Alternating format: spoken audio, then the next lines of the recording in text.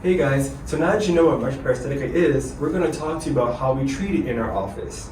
So the first thing you want to do is get a thorough history. You know, in our office, we always do a thorough history because that gives us the best chance of finding the right diagnosis.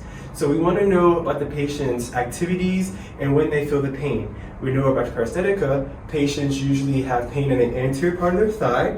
We want to talk to them about that. As far as activities, we know that compression of the nerve causes the numbness. So if they are a police officer wearing a tight belt, or a carpenter, or if they're pregnant or obese, we know that they may also be the ones suffering from Meralgia Paresthetica. Now, in addition to our history, there are a few tests that we can do to diagnose our issue here. So our patient is first going to lay on their side here. And all we want to do for this test is just compress the hip. If we are compressing the hip here and they have reduction in the symptoms or reduction in the numbness in their leg, then we know that they may have Meralgia Paresthetica.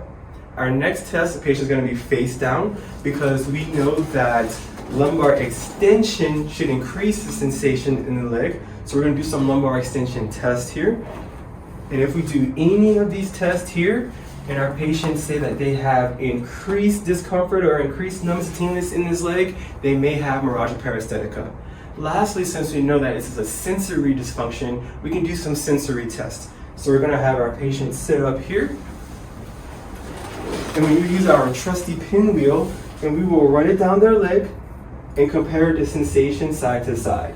If our patient has less sensation on one side to the other, it's the same side where they're having the numbness or the burning sensation, then they may actually have Meralgia Paresthetica.